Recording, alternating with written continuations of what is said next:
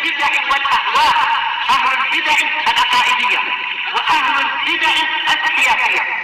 أنا أقول بيننا وبينكم السلف، بيننا وبينكم الكتب، كان فيقول البدع بيننا وبينكم. بسم الله الرحمن الرحيم. الحمد لله حمدا كثيرا طيبا مباركا فيه كما يحب ربنا ويرضاه. أشهد أن لا إله إلا الله وحده لا شريك له، وأشهد أن محمدا عبده ورسوله صلى الله عليه وعلى آله وأصحابه ومن تبعهم بإحسان إلى يوم الدين. أما بعد.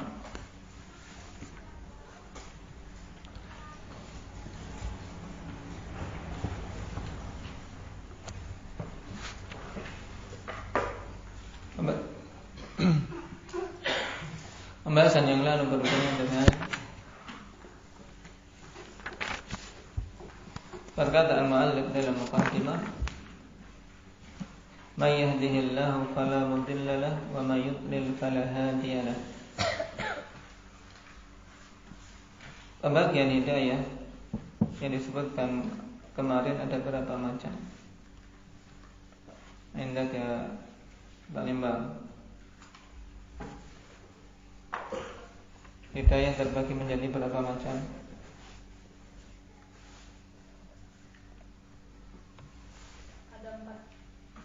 Ada empat, yaitu hidayah yang sifatnya aman, yang bersifat umum. Bersifat umum. Terus hidayah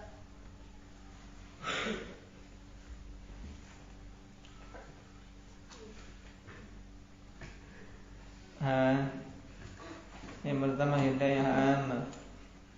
Yang kedua apa akbar? Tetap kitab. Hidayah tauhid. Terus hidayah bayan wa dalalah. Terus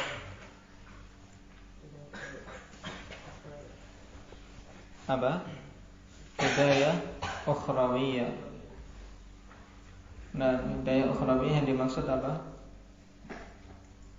Rifki. Hidayah bila Allah diangkat, contohnya seorang untuk masuk neraka atau surga. Nah, hidayah yang Allah Subhanahu wa taala berikan di akhirat maksudnya petunjuk. Nah, penduduk surga untuk bisa masuk ke surga, kemudian juga penduduk neraka sehingga tahu jalan ke neraka mana, tidak akan salah jalannya. Ini 4 jenis hidayah secara menyeluruh. Nah, baik. Kita lanjutkan. Qala wa asyhadu an la ilaha illallah wahdahu la syarika lah wa asyhadu anna Muhammadan 'abduhu wa rasuluh. Aku bersaksi bahwasanya tidak ada ilah yang hak kecuali Allah semata. Tidak ada sekutu baginya, dan aku bersaksi bahwasanya Muhammad itu adalah hamba dan utusannya. Perhatikan di sini Khalifillah ketika menyebutkan pada pembahasan yang lalu tentang hamdalah, kemudian isti'anah dan istighfar datang dengan bentuk dhamir jamak, nahmaduhu wa nasta'inuhu wa nastaghfiruh. Tapi ketika mempersaksikan Khalifillah tidak mengatakan wa nashhadu alla, tapi asyhadu alla dengan dhamir mufrad. Nah, inilah faedah yang pertama yang disebutkan di sini. Nah, ufrida huna asy-syahadah ma anna ma dzukira qablu biladzil jama'.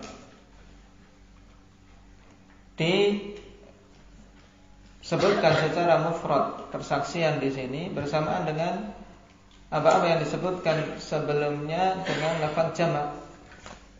Limadza, kenapa sekarang? Atau ada faidah dari disebutkannya secara mufrad dengan dhamir ana asyhadu an la ilaha illallah. Padahal sebelumnya semuanya dengan dhamir jamak. Kami. Ada beberapa jawaban dari para a'immah walillah. Yang pertama, qila li anna al-maqama maqamut tauhid wal ansabu fihi tauhidul fi'l. Dikarenakan tempatnya di sini adalah tempat penegasan tentang masalah tauhid. Karena apa? Dia mau mempersaksikan la ilaha illallah. Berarti yang sesuai adalah dengan apa? Mentauhidkan fi'ilnya, yaitu kembali kepada dhamir mufrad. Sehingga dengan lafaz asyhadu. Faqila inna syahadata la taqbalun niyabah kama fil isti'anati wal isti'adati wa ghairiha. Dan ini lebih kuat, yaitu apa? Bahwasanya persaksian itu tidak bisa diwakilkan. Makanya apa? Bersaksinya masing-masing sendiri-sendiri, tidak bisa tayyib mewakilkan persaksian orang lain. Ini maksudnya. Berbeda dengan isti'anah dan isti'adah serta yang lainnya. Kalau permintaan tolong bisa diwakilkan, permintaan perlindungan bisa diwakilkan. Makanya orang tua di antara sunnahnya untuk memberikan apa? Memberikan ta'wid. Wa'idzuka bi kalimatillahi tammah min kulli syaitanin wa hammah wa min kulli ainin lammah. Ini adalah permintaan perlindungan untuk anak. Tapi kalau syahadah ini tidak bisa diwakili. Tidak akan bisa misalnya orang tuanya kafir, sudah saya saja yang mengucapkan tayyib kalimat tauhid syahadatain, tidak bisa. Waqilah, dan dikatakan pendapat yang ketiga, innal isti'anata wal isti'adata talabun wa irsyad. Fa yustahabbu lit-talibi an yatlubahu li nafsihi wa li ikhwani. Wa amma asyhadatu fa hiya khabarun yukhbiru biha al-insanu an nafsihi.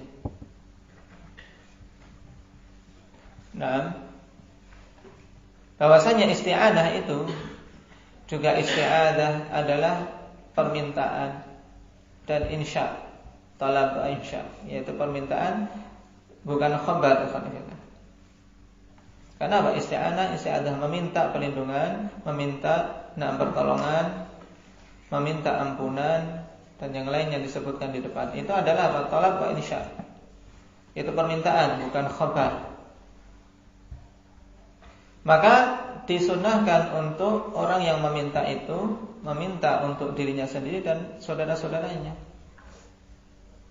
Adapun persaksian, persaksian itu adalah khabar, mempersaksikan tentang apa yang ada di dalam keyakinan dia.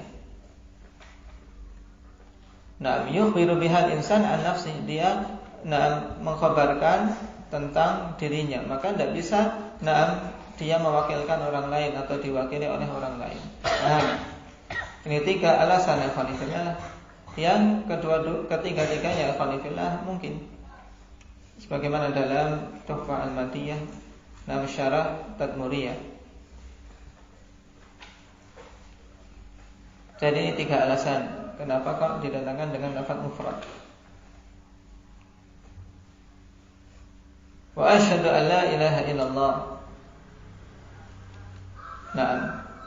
Adapun la ilaha illallah pembahasannya alhamdulillah telah kita lewati dalam banyak pelajaran, dan di sini ada ringkasan bagus untuk apa? Untuk mudah mengingatnya.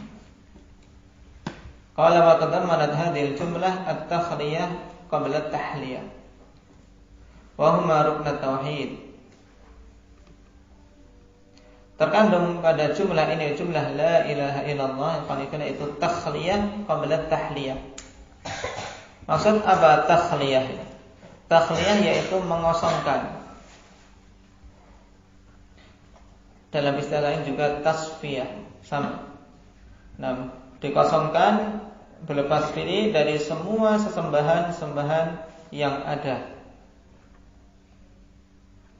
Nah, qabla ta'liyah sebelum apa? Sebelum mengisi, sebelum menghiasi diri. Jadi apa? Harus ditiadakan dulu sembahan-sembahan yang hak. Nah, kemudian ditetapkan ya khanifillah bahwasanya hanya ada satu saja, yaitu Allah Subhanahu wa taala yang hak. Paham? Ini istilah takhliyah dan tahliyah. Taib, sebagaimana seseorang juga ingin mendapatkan ilmu yang bermanfaat, dia harus mengosongkan hatinya dari hal-hal yang buruk. Ini takhliyah qabla tahliyah. Dan banyak hal dalam syariat kita demikian keadaannya. Yang keduanya merupakan dua rukun tauhid. Yang pertama nafiyun, yang kedua itsbat. Ini dua rukun tauhid yang jangan sampai ada yang masih lupa-lupa. Dua rukun tauhid, dua rukun kalimat la ilaha illallah, yaitu nafyun wa itsbat. Nafyun di mana? Nafyun itu penafian, peniadaan, yaitu pada lafaz la ilaha. Dan itsbat penetapan bahwasanya hanya Allah lah yang berhak disembah pada lafaz illallah. Wa maknahu, dan maknanya la ma'buda bihaqqin illallah. Maknanya la ma'buda, tidak ada yang diibadahi dengan hak kecuali Allah. Atau dengan makna yang lebih bagus dari sisi lughah, la ma'buda haqqun illallah. Nah, qala wa lihada arkan. Nah, walaha arkanun taqaddama dzikruha walaha syurutun. Dan kalimah la ilaha illallah memiliki rukun-rukun, telah lewat penyebutannya. Apa itu rukun la ilaha illallah tadi? Nah, inda asgharina Nabil. Nah, an-nafyu wal itsbat itu rukun la ilaha illallah. Sekarang syurut. Walaha syurutun, dan la ilaha illallah memiliki syarat-syarat. Majmu'atun fi qawlihi, terkumpul dalam perkataan penyair, ilmun yakinun wa ikhlasun wa sidquka ma'. Kurang ditambah ma'a. Mahabbatin wa inqiyadin wal qabuli laha. Wazida, ditambah alif, ditambah ya di situ. Wazida thaminuhal kufranu minka bima siwal ilahi minal awthani qad ulliha. Duna siwa ghair di sini. Nah, semuanya maknanya sama. Baik.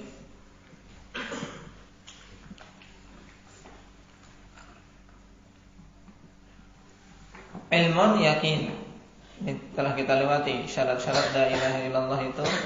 Nah, ada 8 disebutkan dalam bait syair ini. Yang pertama ilmu, yang kedua harus yakin, yang ketiga ikhlas, kemudian yang keempat sidq, harus jujur, yang kelima mahabbah, harus mencintainya, yang keenam inqiyad, harus tunduk. Tunduk patuh terhadap konsekuensinya. Kemudian yang ketujuh al-qabul, harus menerima, tidak boleh membangkang, tidak boleh menolak. Dalam la ilaha illallah harus meninggalkan semua sesembahan selain Allah, ya kita harus menerima. Tidak boleh kecuali berhala yang satu ini saja, aku tidak bisa meninggalkannya. Ini tidak terjadi syarat la ilaha illallah. Wazidatha minha, dan ditambahkan yang ke-8 al-kufranu minka bima siwal ilahi minal awthani qad ulliha, yaitu kufur terhadap selain Allah Subhanahu wa taala dari berhala-berhala yang dituhankan atau dijadikan sesembahan. Dengan kata lain, harus berlepas diri dari semua sesembahan selain Allah. Ini syarat yang ke-8. Yang syarat ke-8 ini hakikatnya masuk pada syarat mahabbah. Ini berkali-kali telah kita lewati alhamdulillah, maka dirujuk lagi. Dalil-dalilnya, perinciannya telah kita lewati dalam kajian istidlal. Maka rujuknya di sana yang paling mudah untuk antum, terutama bagi yang baru-baru. Karena syarat la ilaha illallah sangat penting. Nah, sangat penting, harus dipahami, dihafal dan diwujudkan. Karena dengannya la ilaha illallah kita bermanfaat. Kalau ternyata ada syarat yang tidak terpenuhi, maka tidak ada faedah la ilaha illallah yang diucapkan setiap hari. Misalnya mengucapkan la ilaha illallah sehari 100 kali, tapi dia tidak ada keikhlasan atau tidak ada keyakinan, dia tidak bermanfaat. Qala walaha nawaqid. Turaji' hadhihi al-mabahith fi ilmi tauhid. Dan la ilaha illallah memiliki pembatal-pembatal. Kalau ada syaratnya, ada pembatalnya juga. Yang engkau bisa merujuk pembahasan ini dalam ilmu tauhid. Dirujuk dalam ilmu tauhid. Baik. Yang telah kita lewati dulu dalam pembahasan nawaqidul Islam. Di antara sekian banyak nawaqid, ada 10 pembatal keislamannya disebutkan oleh Syekh Muhammad bin Abdul Wahhab rahimahullah ta'ala, dikarenakan paling banyaknya terjadi. Bisa dirujuk di sana. Qala wa asyhadu anna Muhammadan 'abduhu wa rasuluh. Dan aku bersaksi bahwasanya Muhammad itu hamba dan rasulnya. Muhammad yaitu fahuwa Abul Qasim Muhammad ibnu Abdullah ibnu Abdul Muttalib ibnu Hashim ibnu Abdi Manaf ibnu Qusay ibnu Kilab ibnu Murrah ibnu Ka'ab ibnu Lu'ay ibnu Ghalib ibnu Fihr ibnu Malik ibnu Nadhr ibnu Kinanah. Yang biasa kita hafal sampai di sini. Tayyib, ini batasan minimal untuk menghafal silsilah nasab Nabi sallallahu alaihi wasallam bagi talabah. Yang belum menghafal dihafalkan. Siapa yang belum hafal ini silsilah nasab Nabi sallallahu alaihi wasallam? Hanif, sudah hafal? Sudah lupa. Dihafal lagi. Dihafal ya. Tayyib, besok ditanyakan insyaallah. Minimal sampai Nadhr ibnu Kinanah. Sebagai bentuk kecintaan kita kepada Rasul, ya kita mengetahui nasab beliau. Kemudian Ibni Khuzaimah, Ibni Mudrikah, Ibni Ilyas, Ibni Mundar, Ibni Nazar, Ibni Ma'ad, Ibni Adnan. Sampai Adnan inilah Imam Nawawi mengatakan qala ilahuna mujma'un alaih. Sampai di sini terjadi ijma' tentang apa? Silsilah nasab Nabi sallallahu alaihi wasallam. Adapun setelah Adnan, khalifillah terjadi khilaf. Terjadi khilaf tentang nasab Nabi. Makanya terkadang ada pamflet nasab Nabi sampai Nabi Adam. Ini sulit untuk apa? Untuk membuktikan secara ilmiah. Karena terlalu jauh silsilahnya untuk menetapkan silsilah sampai Nabi Adam. Cuman ya memang kalau langsung loncat dalam artian kita semua keturunan Adam, ya jelas ya tidak. Kita semua keturunan Adam. Cuman kalau kemudian membuat silsilah sampai Nabi Adam nama-namanya, ini sulit. Jadi yang sudah menghafal sampai Nadhr ibn Kinanah ditambah sampai Adnan. Tambah Ibni Khuzaimah, Ibni Mudrikah, Ibni Ilyas, Ibni Mundar, Ibni Nazar, Ibni Ma'ad, Ibni Adnan. Di sini terjadi ijma' di situ. Adapun khilaf tentang siapa Quraisy, ini pada siapa terjadi khilaf tentang Quraisy itu nisbah ke siapa? Antara Fihr ibn Malik dan Nadhr ibn Kinanah. Mana yang Quraisy dinisbahkan kepadanya? Tayyib. Yang diriwayatkan Ibnu Katsir rahimahullah taala dalam fusul siapa? Fihr ibn Malik. Taib. Abduhu wa rasul. Pada persaksian ini alhamdulillah kita mempersaksikan bahwasanya Nabi kita Muhammad itu hamba dan rasulnya. Nah, ini penting. Nah, kenapa? Karena pada persaksian bahwasanya Nabi kita sebagai hamba dan rasul Allah fihi raddun ala ta'ifatain. Padanya ada bantahan untuk dua golongan. Nah, yang pertama ahlul ifrad, yang kedua ahlul tafrid. Ahlul ifrad yaitu mereka-mereka yang melampaui batas dalam mengangkat kedudukan Rasul sallallahu alaihi wasallam. Namanya ifrad, yakni melampaui batas dalam menyanjung, dalam mengangkatnya. Sedangkan ahlul tafrid ini mereka-mereka yang sangat melampaui batas dalam memusuhi atau dalam menyepelekan kedudukan beliau. Dalam artian ini dua kondisi ikhwanifillah yang saling bertolak belakang. Ifrat yaitu junjungnya melampaui, kalau tafrid ini peremehan yang kelewatan.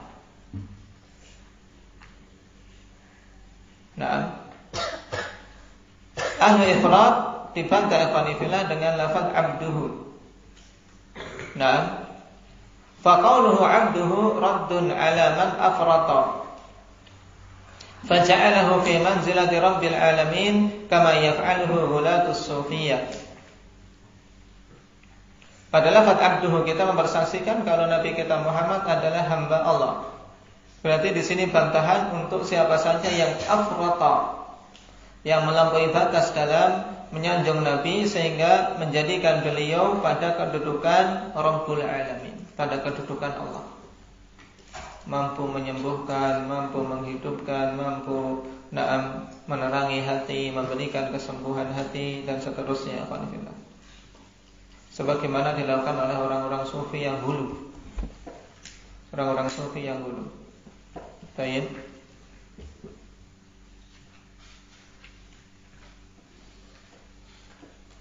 Sampai-sampai sebagian menjuluki bil qulubi wa shifaiha.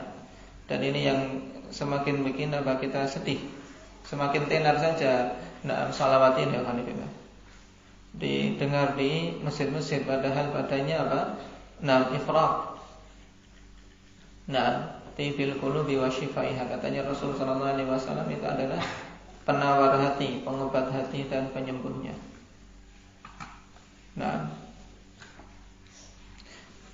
Yang menyembuhkan Allah Subhanahu wa taala. Rasul sallallahu alaihi wasallam adalah sekadar utusan menjelaskan mana yang benar.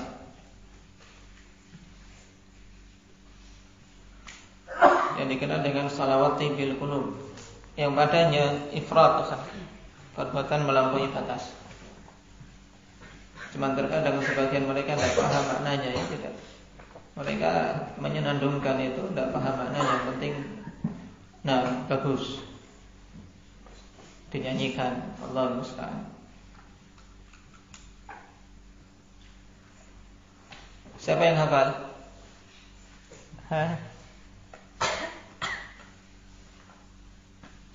Tidak perlu dihafal. Wa qauluhu wa rasuluh, dan rasulnya bersaksi bahwasanya Muhammad itu utusan Allah. Di sini raddun ala man farrata. Farrata faja'alhu fi manzilatin nas. Yaitu bantahan bagi orang-orang yang yang meremehkan secara kelewatan. Dalam artian dianggap sama dengan kedudukan manusia biasa. Walam yaj'al limanzilatin nubuwah qadran. Dia tidak menjadikan kedudukan kenabian beliau memiliki kadar. Farafa alaihi ba'dal khalqi kama yaf'alur rafidah wa ghairuhum. Baik. Jadi dengan lafaz wa rasuluh ini bantahan untuk orang-orang yang meremehkan Nabi sallallahu alaihi wasallam, tidak memperdulikan kenabian beliau. Tidak mau ya mengangkat dengan kenabian ini melebihi makhluk-makhluk yang lain, padahal derajat kenabian adalah derajat makhluk yang paling utama ikhwanifillah. Tingkatannya adalah nubuwah, kemudian siddiqiyah, kemudian syahadah dan salihun. Sebagaimana yang dilakukan oleh orang-orang Rafidhah dan yang lainnya. Mereka tidak mempedulikan kenabian Nabi SAW yang merupakan warisan dari orang-orang Yahudi, sehingga mereka membunuhi para nabi. Pada lafaz abduhu juga bantah terhadap orang-orang Nasara yang melampaui batas terhadap Isa, kemudian wa rasuluh. Ini bantah terhadap orang-orang Yahudi yang tidak mempedulikan kenabian para anbiya, sehingga mereka bunuhi. Fa'abdun fala yu'bad wa rasulun fala yu'sa wa la yukhalaf. Maka beliau adalah seorang hamba sehingga tidak boleh diibadahi, dan beliau adalah seorang rasul sehingga tidak boleh dimaksiati dan diselisihi.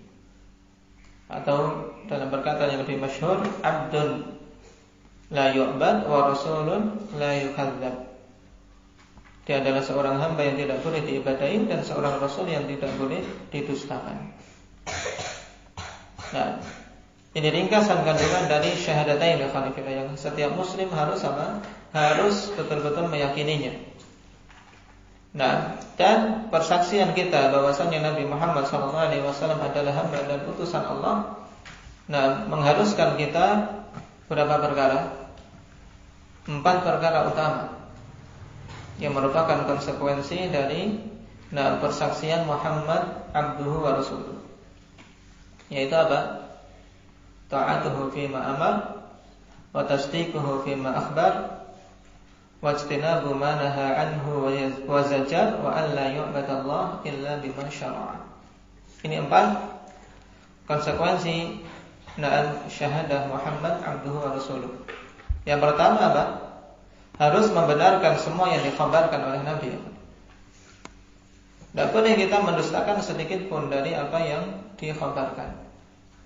Dicatat Nabi, nanti tidak bisa kalau ditanya. Apa?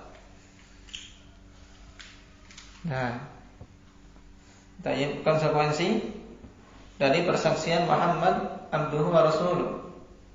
Yang pertama adalah tasdiquhu fima akhbar. Harus membenarkan apa-apa yang dikhabarkan oleh Nabi. Nabi mengkhabarkan tentang penduduk neraka, tentang penduduk surga, mengkhabarkan bahwasanya beliau melakukan Isra Mi'raj dan seterusnya dari perkara-perkara yang gaib, kita wajib membenarkannya. Yang kedua,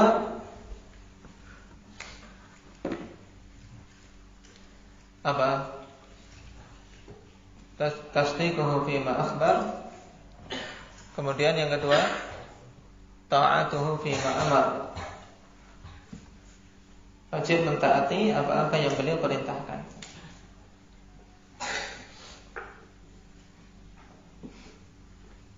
Kemudian yang ketiga lawannya, yaitu istinabu ma naha anhu wa zajar. Harus menjauhi apa yang beliau larang. Mentaati yang diperintahkan, menjauhi yang dilarang. Berarti kalau seseorang dilarang oleh Nabi memotong jenggot, kemudian dia memotong jenggot, ya belum sempurna persaksian dia Muhammad Rasulullah. Nabi memerintahkan untuk apa? Untuk mengangkat sarung dan celananya di atas mata kaki, karena itu adalah izratul muslim. Sarungnya seorang muslim itu sampai pertengahan betis. Maka kalau dia kemudian melanggarnya, dia julurkan di bawah mata kaki, berarti belum sempurna persaksian dia Muhammad abduhu wa rasuluh. Karena apa? Tidak memenuhi konsekuensinya. Masih ada cacat pada persaksiannya. Kemudian yang keempat, hendaknya dia tidak beribadah kepada Allah kecuali dengan yang disyariatkan oleh Rasul sallallahu alaihi wasallam. Nah, tidak boleh kita beribadah kepada Allah dengan ide kita sendiri. Kalau kita mengakui Nabi kita Muhammad adalah hamba dan Rasul Allah, ya beribadah sesuai dengan syariat beliau. Nah, yang beliau bimbingkan kita lakukan, yang tidak beliau bimbingkan ya kita tidak melakukannya. Karena ibadah harus berdasarkan petunjuk Nabi sallallahu alaihi wasallam, tidak berdasarkan perasaan atau ide-ide kita sendiri. Nah, ini 4 konsekuensi persaksian Muhammad abduhu wa rasuluh.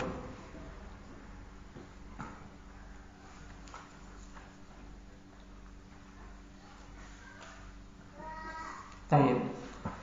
Ingat-ingat, dan ini ringkasan dari pembahasan yang panjang yang terkumpul di sini, bagus untuk antum merujuk dengan cepat. Maka diingat-ingat sebagai murojaah atas pelajaran-pelajaran dari kitab-kitab yang lalu. Dan ini senantiasa terulang, maka setiap muslim terlebih lagi talibul ilm jangan sampai lupa, jangan sampai tidak tahu. Bahkan inilah yang hendaknya kita ulang-ulang untuk disampaikan kepada awamun nas, kepada kebanyakan manusia. Diulang-ulang. Kenapa? Karena begitu banyak mereka-mereka yang mengucapkan la ilaha illallah tidak paham maknanya, tidak tahu rukunnya, tidak tahu syarat-syaratnya. Demikian pula betapa banyak mengatakan cinta Rasul, mengatakan umat Nabi Muhammad, tapi ternyata tidak paham apa yang menjadi kewajiban ketika dia mempersaksikan bahwasanya Muhammad itu nabinya. Nasallallahu alaihi wa sallam. Walhamdulillahirabbil alamin.